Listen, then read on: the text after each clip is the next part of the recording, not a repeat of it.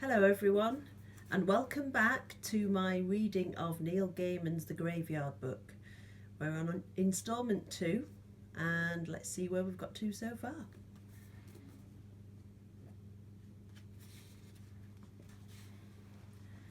Mrs. Owens waited outside the chapel. It had been decreed over 40 years before that the building, in appearance a small church with a spire, was a listed building of historical interest. The town council had decided that it would cost too much to renovate it, a little chapel in an overgrown graveyard that had already become unfashionable, so they had padlocked it and waited for it to fall down. Ivy covered it, but it was solidly built, and it would not fall down this century. The child had fallen asleep in Mrs. Owen's arms. She rocked it gently, sang to it an old song, one her mother had sung to her when she was a baby herself, back in the days when men had first started to wear powdered wigs. The song went, "Sleep, my little baby-o, sleep until you waken. When you're grown you'll see the world, if I'm not mistaken. Kiss a lover, dance a measure, find your name and buried treasure." And Mrs. Owens sang all that before she discovered that she'd forgotten how the song ended. She had a feeling that the final line was something in the way of "and some hairy bacon," but that might have been another song altogether. So she stopped and instead she sang him the one about the man in the moon who came down too soon. And after that she sang, in her warm country voice, a more recent song about a lad who put in his thumb and pulled out a plum. And she'd just started a long ballad about a young country gentleman whose girlfriend had, for no particular reason, poisoned him with a dish of spotted eels, when Silas came around the side of the chapel, carrying a cardboard box. "Here we go, Mistress Owens," he said. "Lots of good things for a growing boy. We can keep it in the crypt, eh?" The padlock fell off in his hand and he pulled open the iron door to the crypt. Mrs. Owens walked inside, looking dubiously at the shelves and at the old wooden pews tipped up against a wall. There were mildewed boxes of old parish records in one corner, and an open door that revealed a Victorian flush toilet and a basin with only a cold tap in the other. The infant opened his eyes and stared. "We can put the food here," said Silas.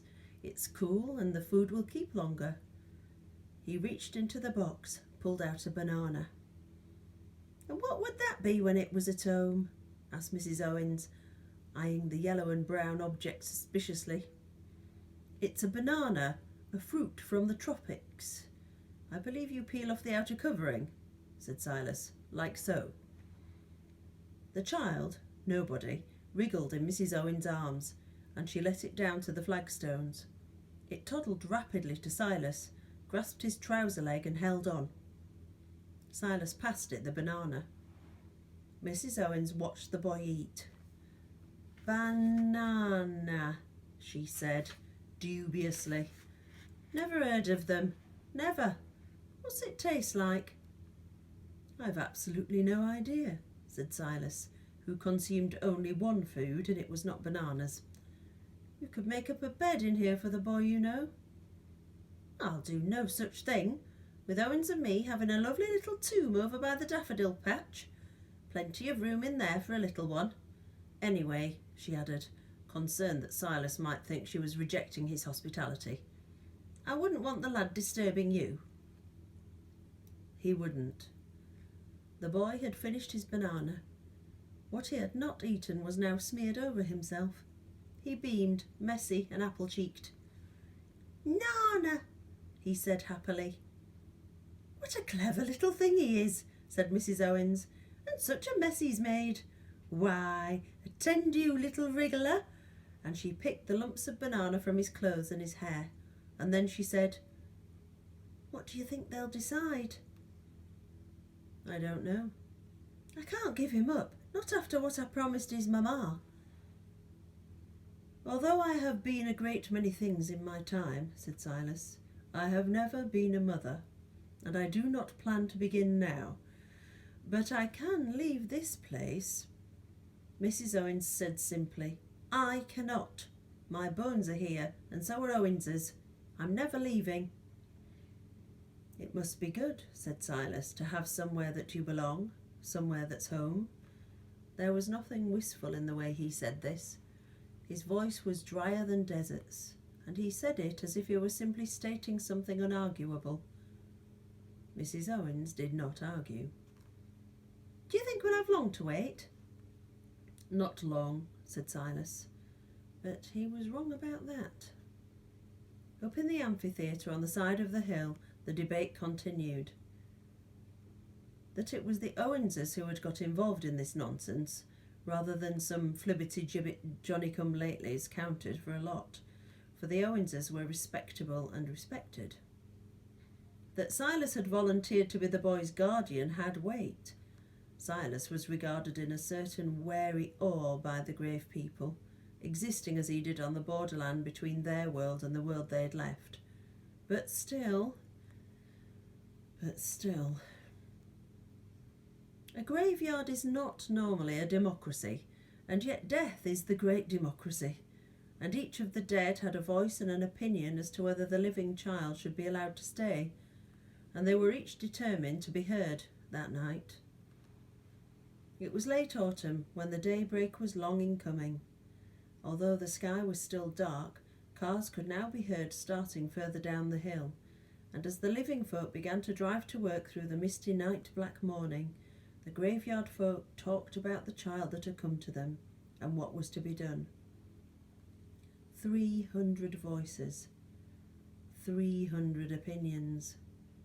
Nehemiah Trott, the poet, from the tumbled north-western side of the graveyard, had begun to declaim his opinion, although what it was no person listening could have said, when something happened. Something to silence each opinionated mouth. Something unprecedented in the history of that graveyard. A huge white horse, of the kind that the people who know horses would call a grey, came ambling up the side of the hill. The pounding of its hooves could be heard before it was seen, along with the crashing it made as it pushed through the little bushes and thickets, through the brambles and the ivy and the gorse that had grown up on the side of the hill. The size of a shire horse it was, a full 19 hands or more. It was a horse that could have carried a knight in full armour into combat, but all it carried on its naked back was a woman, clothed from head to foot in grey. Her long skirt and her shawl might have been spun out of old cobwebs. Her face was serene, peaceful.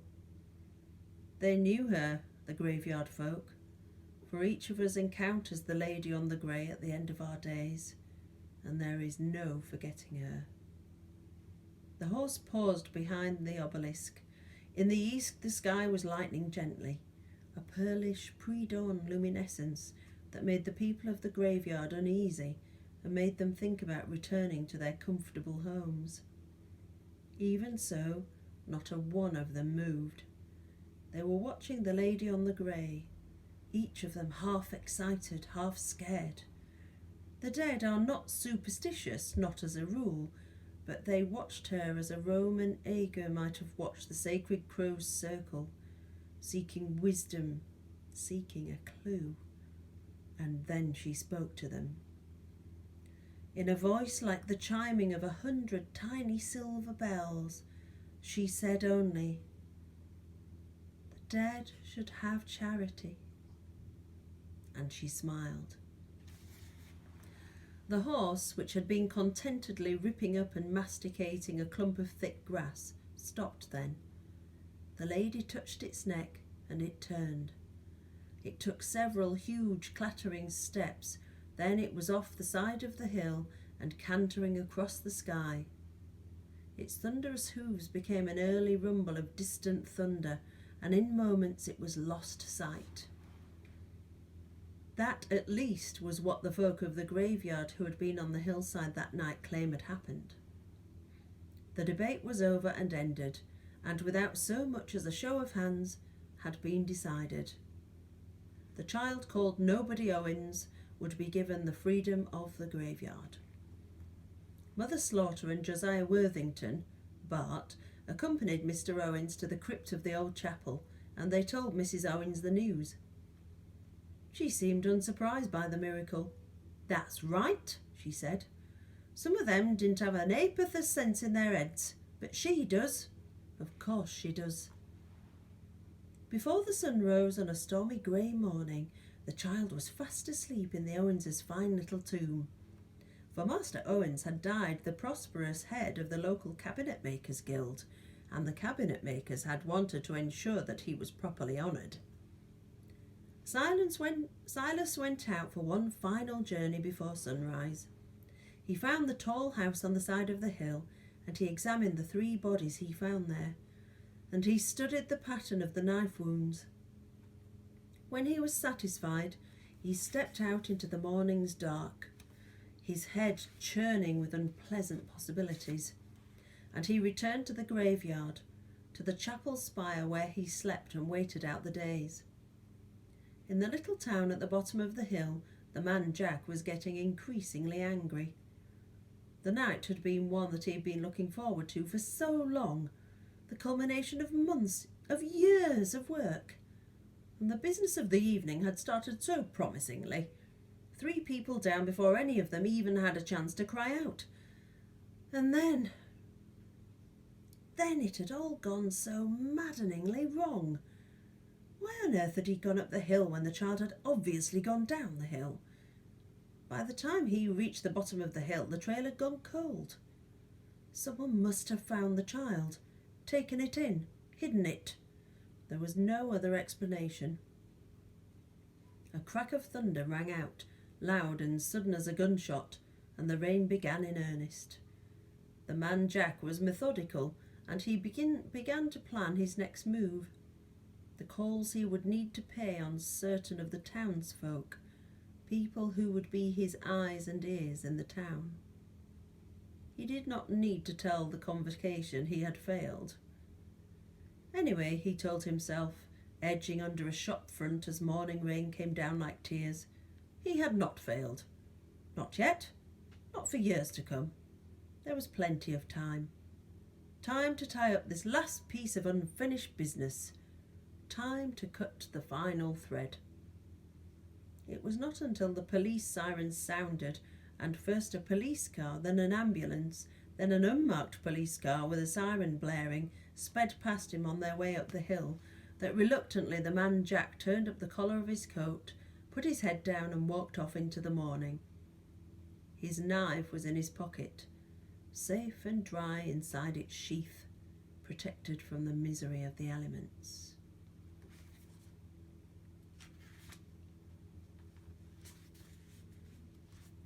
Here's a fantastic picture.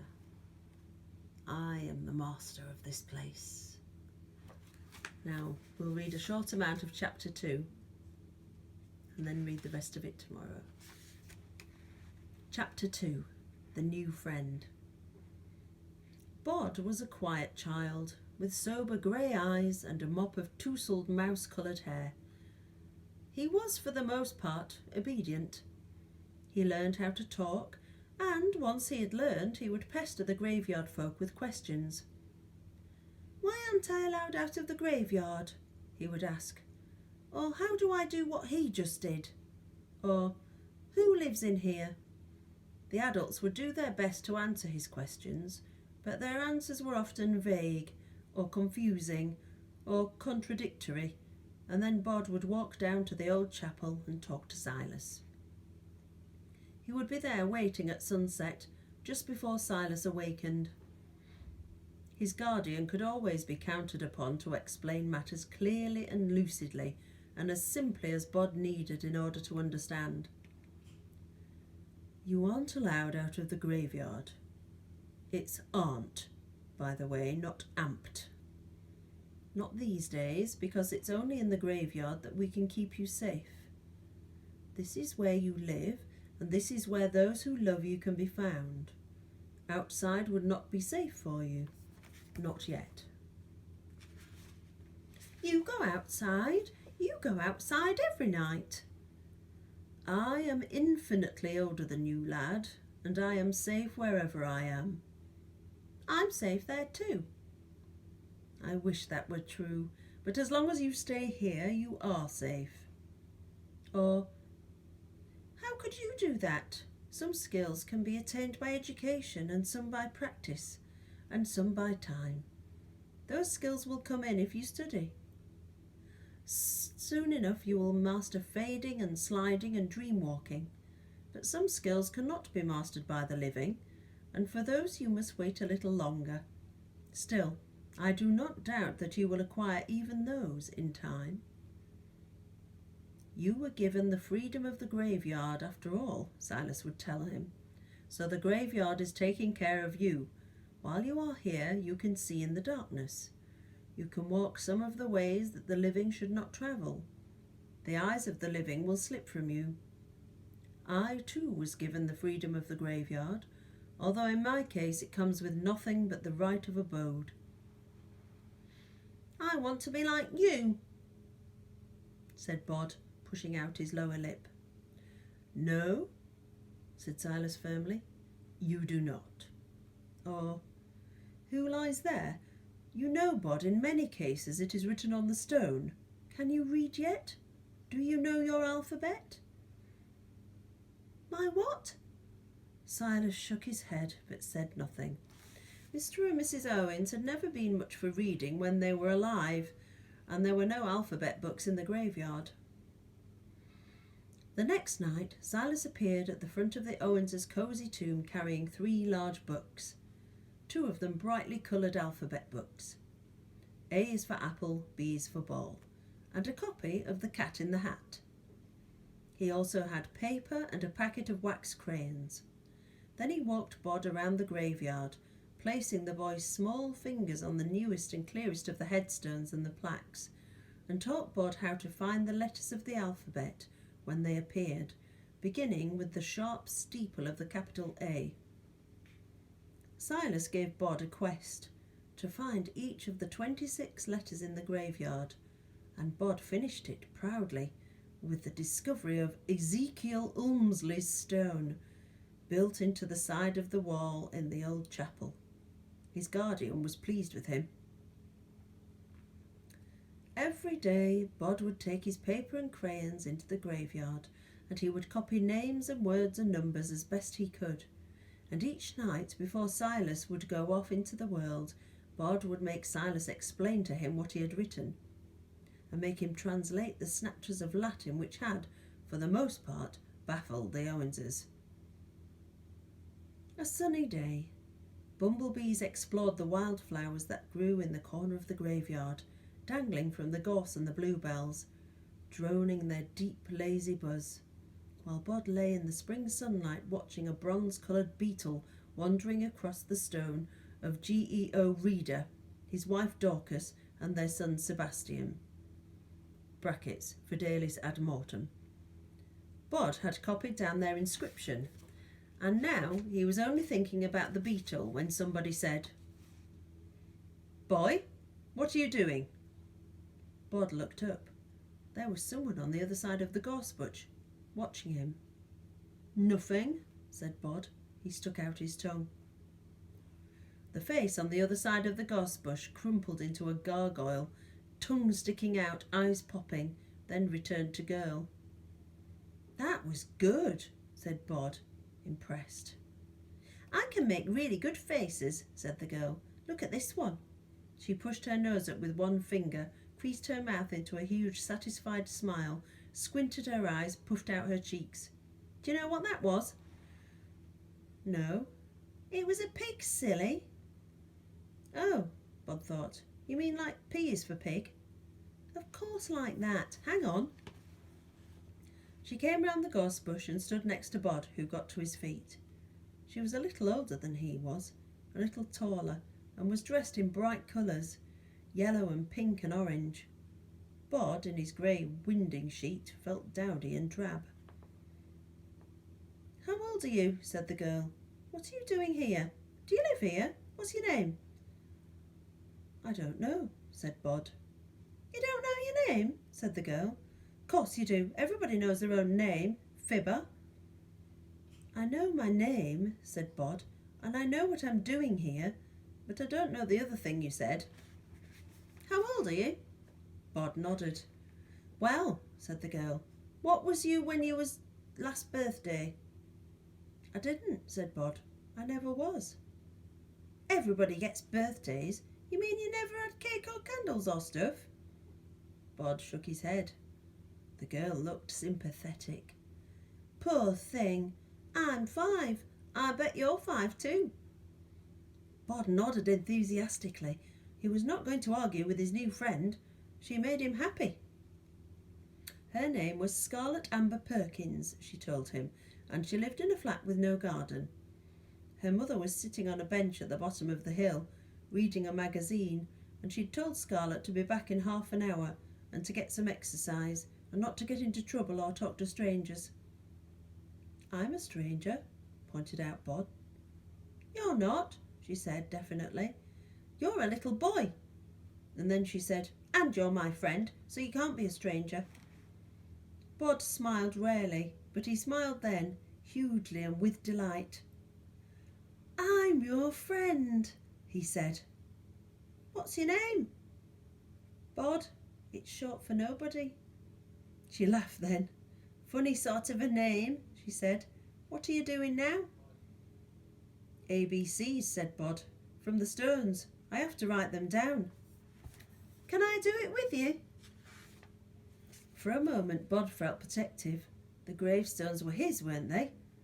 And then he realised how foolish he was being, and he thought that there were things that might be more fun done in the sunlight with a friend. He said, yes. They copied down names from tombstones, Scarlet helping Bod pronounce unfamiliar names and words, Bod telling Scarlet what the Latin meant, if he already knew, and it seemed much too soon when they heard a voice further down the hill shouting, Scarlet! The girl thrust the crayons and paper back at Bod. I got to go, she said. I'll see you next time, said Bod. Won't I? Where do you live? She asked. Here, he said, and he stood and watched her as she ran down the hill. On the way home, Scarlet told her mother about a boy called Nobody who lived in the graveyard and had played with her, and that night Scarlet's mother mentioned it to Scarlet's father, who said that he believed that imaginary friends were a common phenomenon at that age and nothing at all to be concerned about, and that they were fortunate to have a nature reserve so near. After that initial meeting, Scarlet never saw Bod first. On days when it was not raining, one of her parents would bring her to the graveyard. The parent would sit on the bench and read, while Scarlet would wander off the path, a splash of fluorescent green or orange or pink, and explore. Then, always sooner rather than later, she would see a small grey face and grey eyes staring up at her from beneath a mop of mouse-coloured hair, and then Bod and she would play. Hide and seek sometimes, or climbing things, or being quiet and watching the rabbits behind the old chapel. Bod would introduce Scarlet to some of his other friends. That she could not see them did not seem to matter. She'd already been told firmly by her parents that Bod was imaginary, and that there was nothing at all wrong with that. Her mother had, for a few days, even insisted on laying an extra place at the dinner table for Bod, so it came as no surprise to hear that Bod had also imaginary friends. He would pass on their comments to her. Bartonley says thou dost have a face like unto a squish plum, he would tell her.